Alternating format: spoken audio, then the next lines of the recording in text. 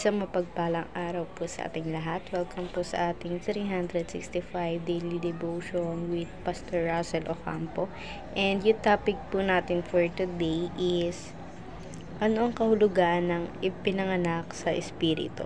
And yung topic po natin is Born in the Spirit with Seminary Edition pa rin po. And makikita po natin to sa John 3 verse 8.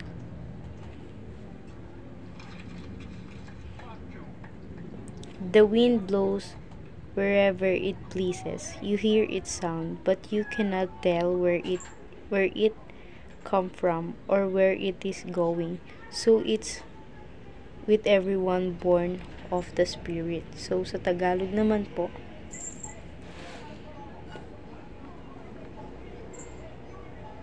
umihip ang hangin kung saan ibig at narinig ninyo ang ugong nito. Ngunit hindi nyo alam kung saan nanggagaling at kung saan naparoroon. Gayon din ang bawat ipinanganak sa Espiritu. So ngayon naman po, i-share ko po yung mga natutunan ko sa naging topic natin for today. Proceed po tayo sa teaching. Sa first teaching, generation save us when we were dead. So yung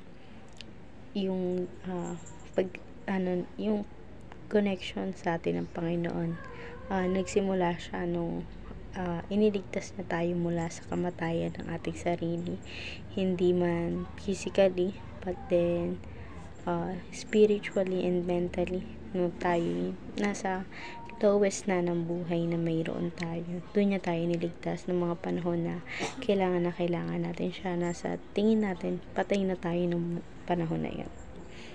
Ngayon naman po, sa second teaching, generation is the importation of the life of Christian. So, huwag po natin kakalimutan na ang regeneration is importante siya sa buhay nating mga Kristiyano dahil nga nagsimula yun nung tayo kinuha ng Panginoon and nag-regenerate tayo bilang bago niya ng anak, bilang maging masunurin niya ng anak. So ngayon, sa third teaching naman, generation is purely God's work. So yung generation na pagligtas sa atin is pure siya na kagagawa ng Panginoon at hindi ng ibang tao or nung kung sino mang nilalang sa mundo, na ang Panginoon lang ang siyang kayang magligtas sa atin at wala nang iba pa. Ngayon naman, proceed tayo sa application. First application, die to self daily. So, yung sinasabi dito na die to self daily is yung patayin natin yung sarili natin sa mga masasamang gawain na sa tingin natin is patuloy pa rin natin nagagawa dahil nga may ibang kasalanan talaga na nagbe-benefit din tayo. So, minsan hindi rin siya maiwasan. But then, patayin natin yung sarili natin sa mga gawain na yun na dapat kabutihan ang siyang nananaig sa ating pamumuhay. Ngayon naman po, sa second application, internalize the life of Christ within you. So, habang tayo ay nabubuhay, isabuhay natin yung naging buhay ng ating Panginoon habang siya'y tao rito sa ating mundo. Ganun na rin nung siya'y tumutulong kahit nasa langit na siya. Maging mabuti tayo sa ating mga kapwa, maging masunurin sa habilin ng ating amang nasa langit. Ngayon naman po, proceed tayo sa third application. Start to speak and act like Jesus.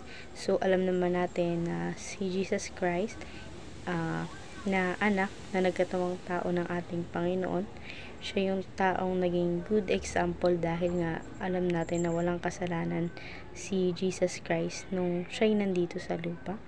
So, maging simulan natin maging umakto na parang siya na walang kasalanan. Isa pamuhay natin yun na hindi na tayo magkakasala pa habang namumuhay tayo, and the way siya na nakikipag-usap, nag-share ng gospel, gawin din natin yung mga bagay na yun. Ngayon naman, proceed tayo sa naging discussion natin. How can we practically die to ourselves daily as we follow Christ and carry our cross? For me, para mamatay tayo sa mga kasalanan na yun. Magdasal tayo tuwing umaga or bago tayo mag-start sa buhay natin ng panibagong araw, na maiwasan yung mga ganong kasalanan, nang sa gayon namamatay yung sariling ikaw na kasiyahan yung nananaig sa puso mo, and that way mas matututo ka na iwasan yung mga bagay na hindi naman dapat. So ayun lamang po for today's discussion. Thank you for watching.